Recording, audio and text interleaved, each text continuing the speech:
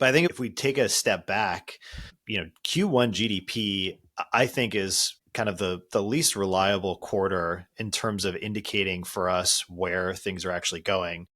And the Federal Reserve has actually done some analysis on this. They published something back in 2017. And what they published over a period, it was in the 2010s, looking backward, on average, Q1 GDP growth was about 1.3% below the growth for the year.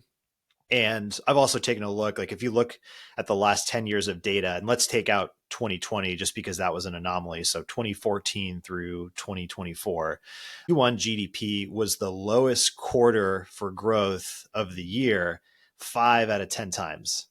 And the likelihood of that happening with random data is about 6%. And the Fed actually has a term for this they call residual seasonality.